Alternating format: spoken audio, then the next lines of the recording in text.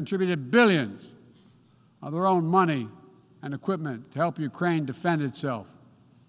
The United States is also working closely with our allies and partners to impose costs on Russia, to deter attacks against NATO territory, to hold Russia accountable for the atrocities and war crimes. Because if nations can pursue their imperial ambitions without consequences, then we put at risk everything this very institution stands for, everything.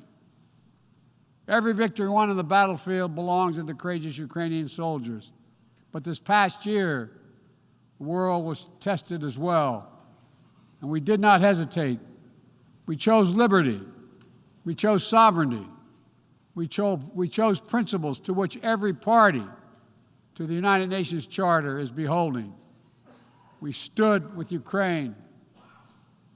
Like you, the United States wants this war to end on just terms, on terms we all signed up for, that you cannot seize a nation's territory by force, that the only country standing in the way of that is Russia.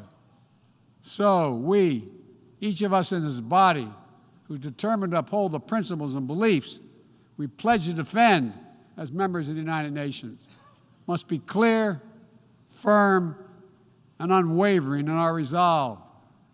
Ukraine has the same rights that belong to every sovereign nation. We will stand in solidarity with Ukraine. We will stand in solidarity against Russia's aggression, period. Now, it's no secret that in the contest between democracy and autocracy, the United States and I, as President, champion a vision for our world that's grounded in the values of democracy. The United States is determined to defend and strengthen democracy at home and around the world, because I believe democracy remains humanity's greatest instrument to address the challenges of our time. We're working with the G7 and like-minded countries to prove democracies can deliver for their citizens, but also deliver for the rest of the world as well. But as we meet today, the UN Charter's very basis of a stable and just rule-based order is under attack by those who wish to tear it down or distort it for their own political advantage. And the United Nations Charter was not only signed by democracies of the world, it was negotiated among citizens, dozens of nations with vastly different histories and ideologies, united in their commitment to work for peace. As President Truman said in 1945, the UN Charter, and I quote, is proof that nations like men can state their differences, can face them, and then can find common ground on which to stand, end of quote. That common ground was so straightforward, so basic, that today 193 of you, 193 member states have willingly embraced its principles. And standing up for those principles, for the UN Charter, is the job of every responsible member state. I reject the use of violence and war to conquer nations or expand borders through bloodshed, to stand against global politics of fear and coercion, to defend the sovereign rights of smaller nations as equal to those of larger ones, to embrace basic principles like freedom of navigation, respect for international law, and arms control. No matter what else we may disagree on, that is the common ground upon which we must stand. If you're still committed to a strong foundation for the good of every nation around the world, then the United States wants to work with you. I also believe the time has come for this institution to become more inclusive so that it can better respond to the needs of today's world. Members of the UN Security Council, including the United States, should consistently uphold and defend the UN Charter and refrain from the use of the veto, except in rare, extraordinary situations, to ensure that the Council remains credible and effective. That is also why the United States supports increasing the number of both permanent and non-permanent representatives of the Council. This includes permanent seats for those nations we have long supported and permanent seats for countries in Africa, Latin America, and the Caribbean. The United States is committed to this vital work. In every region, we pursued new, constructive ways to work with partners to advance shared interests, from elevating the Quad in the Indo-Pacific to signing the Los Angeles Declaration of Migration and Protection at the Summit of the Americas, to joining a historic meeting of 9 Arab leaders to work toward a more peaceful, integrated Middle East, to hosting the U.S.-Africa Leaders Summit in this December.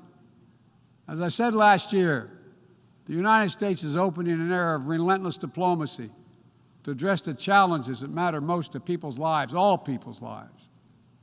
Tackling climate crisis, as the previous speaker spoke to, strengthening global health security, feeding the world. We made that priority, and 1 year later, we're keeping that promise.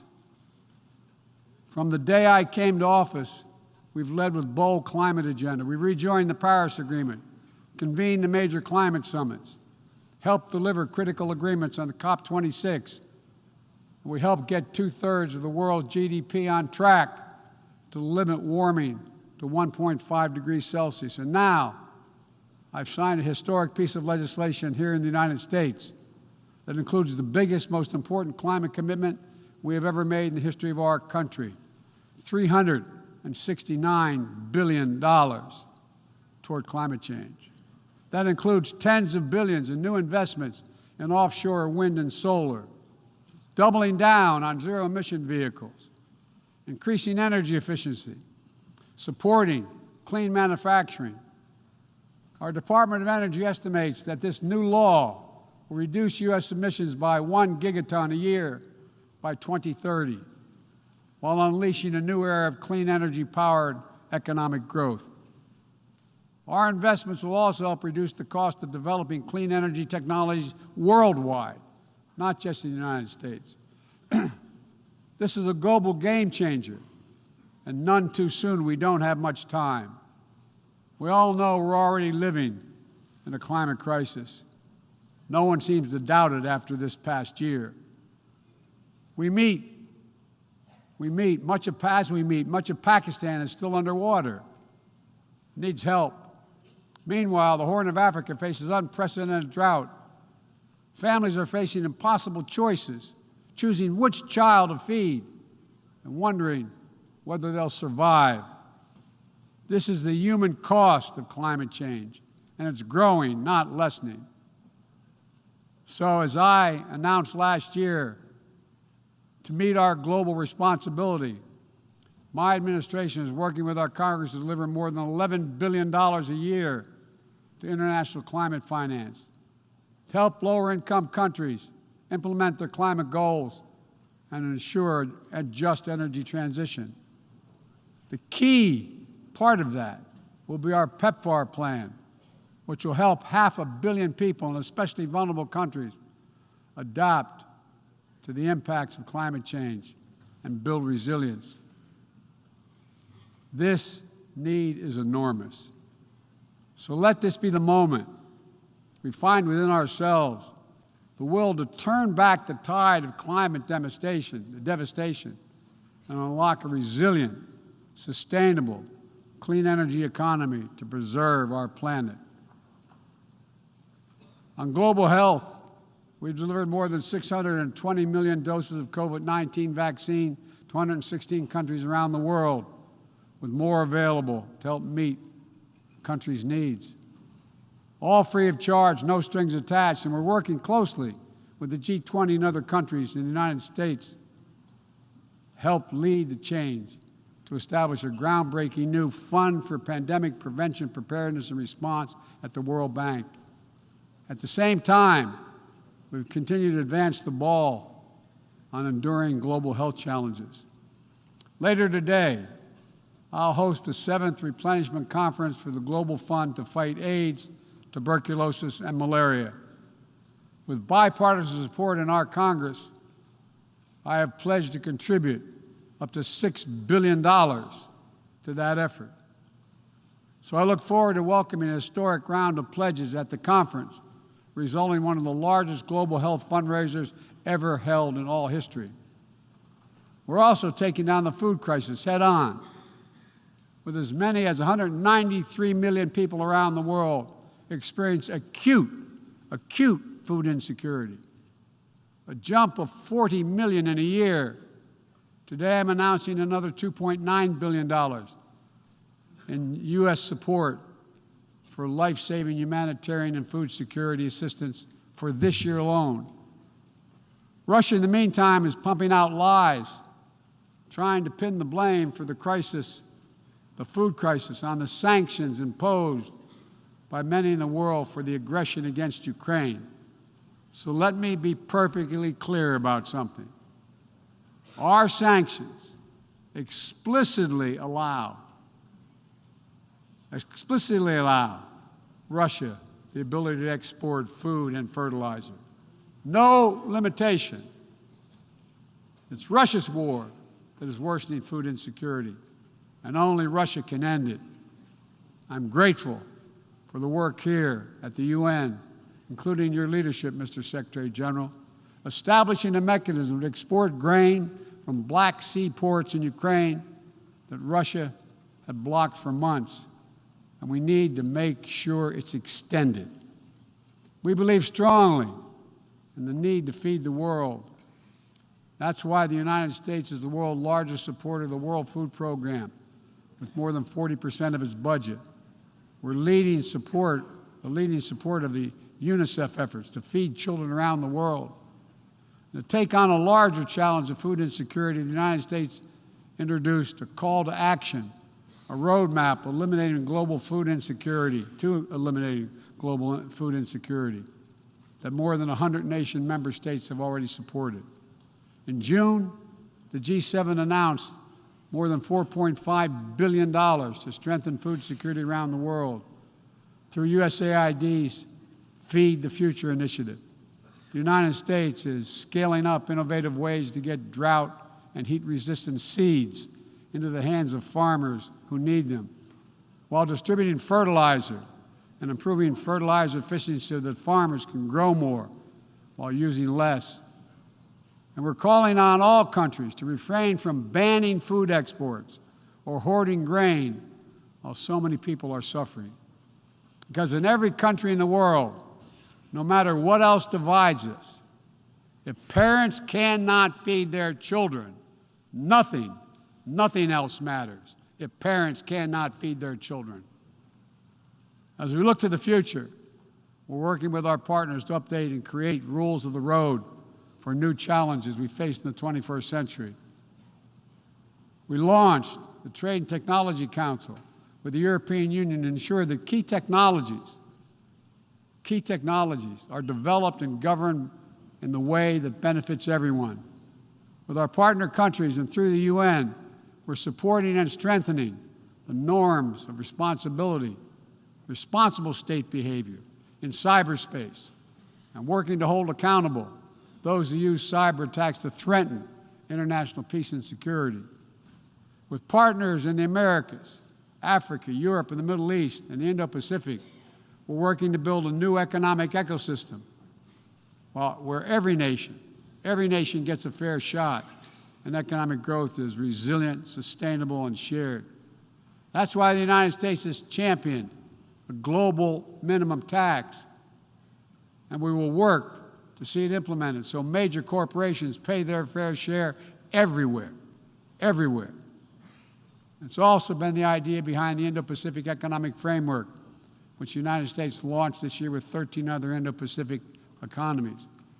We're working with our partners in ASEAN and the Pacific Islands to support a vision for a critical Indo-Pacific region that is free and open, connected and prosperous, secure and resilient.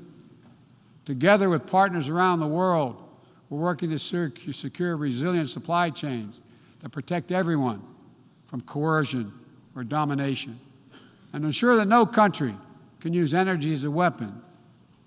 And as Russia's war riles the global economy, we're also calling on major global creditors, including the non-Paris Club countries, to transparently negotiate debt forgiveness for lower-income countries, to forestall broader economic and political crisis around the world. Instead of infrastructure projects that generated huge and large debt without delivering on the promised advantages, let's meet the enormous infrastructure needs around the world with transparent investments, high-standard projects that protect the rights of workers and the environment, keyed to the needs of the communities they serve, not to the contributor. That's why the United States, together with fellow G7 partners, launched the Partnership for Global Infrastructure and Investment. We intend to collectively mobilize $600 billion in investment through this partnership by 2027. Dozens of projects are already underway. Industrial-scale vaccine manufacturing in Senegal, transformative solar projects in Angola, first-of-its-kind small modular nuclear power plant in Romania. These are investments that are going to deliver returns not just for those countries, but for everyone. The United States will work with every nation, including our competitors, to solve global problems like climate change. Climate diplomacy is not a favor to the United States or any other nation, and walking away hurts the entire world. Let me be direct about the competition between the United States and China. As we manage shifting geopolitical trends, the United States will conduct itself as a reasonable leader. We do not seek conflict. We do not seek a Cold War. We do not ask any nation to choose between the United States or any other partner. But the United States will be unabashed in promoting our vision of a free, open, secure, and prosperous world and what we have to offer communities of nations. Investments that are designed not to foster dependency, but to alleviate burdens and help nations become self-sufficient. Partnerships not to create political obligation, but because we know our own success. Each of our successes increased when other nations succeed as well. When individuals have the chance to live in dignity and develop their talents, everyone benefits. Critical to that is living up to the highest goals of this institution, increasing peace and security for everyone, everywhere. The United States will not waver in our unrelenting determination to counter and thwart the continuing terrorist threats to our world. And we will lead with our diplomacy to strive for peaceful resolution of conflicts. We seek to uphold peace and stability across the Taiwan Straits. We remain committed to our One China policy, which has helped prevent conflict for 4 decades. And we continue to oppose unilateral changes in the status quo by either side. We support an African Union-led peace process to end the fighting in Ethiopia, restore security for all its people. In Venezuela, where years of political oppression have driven more than 6 million people from that country, we urge the Venezuelan-led dialogue and return to free and fair elections. We continue to stand with our neighbor in Haiti as it faces political, fueled gang violence and an enormous human crisis. And we call on the world to do the same. We have more to do. We'll continue to back the UN-mediated truce in Yemen, which has delivered precious months of peace to people that have suffered years of war. And we will continue to advocate for lasting negotiating peace between the Jewish and Democratic State of Israel and the Palestinian people. The United States is committed to Israel's security, full stop. And a negotiated 2-state solution remains, in our view, the best way to ensure Israel's security and prosperity for the future and give the Palestinians the state to which they are entitled.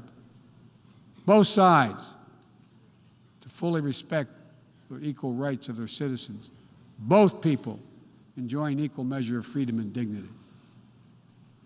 Let me also urge every nation to recommit to strengthening the nuclear non-proliferation regime through diplomacy. No matter what else is happening in the world, the United States is ready to pursue critical arms control measures. A nuclear war cannot be won and must never be fought. The 5 permanent members of the Security Council just reaffirmed that commitment in January. But today, we're seeing disturbing trends. Russia shunned the non-proliferation ideals embraced by every other nation at the 10th NPT Review Conference. And again today, as I said, they're making irresponsible nuclear threats to use nuclear weapons. China is conducting an unprecedented, concerning nuclear buildup without any transparency. Despite our efforts to begin serious and sustained diplomacy, the Democratic People's Republic of Korea continues to blatantly violate UN sanctions. And while the United States is prepared for a mutual return to the Joint Comprehensive Plan of Action if Iran steps up to its obligations, the United States is clear. We will not allow Iran to acquire a nuclear weapon. I continue to believe that diplomacy is the best way to achieve this outcome.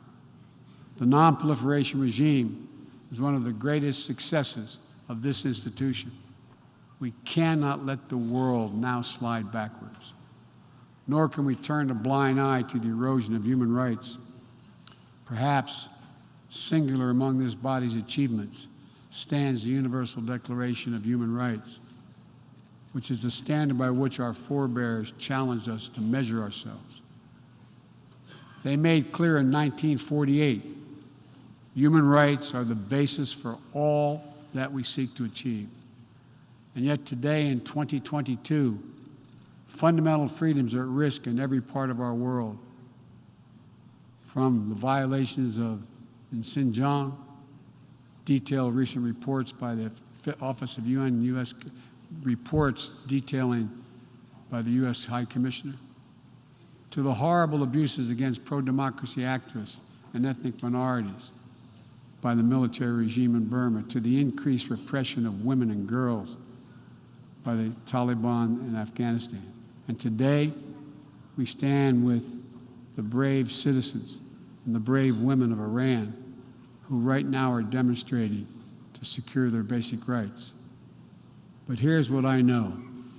The future will be won by those countries that unleash the full potential of their populations, where women and girls can exercise equal rights, including basic reproductive rights, and contribute fully to building a stronger economies and more resilient societies, where religious and ethnic minorities can live their lives without harassment and contribute to the fabric of their communities, where the LGBTQ plus community, individuals, live and love freely without being targeted with violence, where citizens can question and criticize their leaders without fear of reprisal. The United States will always promote human rights and the values enshrined in the UN Charter in our own country and around the world. Let me end with this. This institution, guided by the UN Charter and the Universal Declaration of Human Rights, is at its core an act of dauntless hope. Let me say that again. It's an act of dauntless hope. Think about the vision of those first delegates who undertook a seemingly impossible task while the world was still smoldering. Think about how divided the people of the world must have felt with the fresh grief of millions dead, the genocidal horrors of the Holocaust exposed. They had every right to believe only the worst of humanity. Instead, they reached for what was best in all of us, and they strove to build something better. Enduring peace, comity among nations, equal rights for every member of the human family, cooperation for the advancement of all humankind. My fellow leaders, the challenges we face today are great indeed, but our capacity is greater. Our commitment must be greater still. So let's stand together to again declare the unmistakable resolve that nations of the world are united still, that we stand for the values of the UN Charter, that we still believe by working together we can bend the arc of history toward a freer and more just world for all our children, although none of us have fully achieved it. We're not passive witnesses to history. We are the authors of history. We can do this. We have to do it for ourselves and for our future, for humankind. Thank you for your tolerance, for listening to me. I appreciate it very much. God bless you all. On behalf of the General Assembly, I wish to thank the President of the United States of America for the statement just made, and I request the protocol to escort His Excellency. May I request representatives to remain seated while we suspend the meeting for 5 minutes before resuming to hear the next speaker.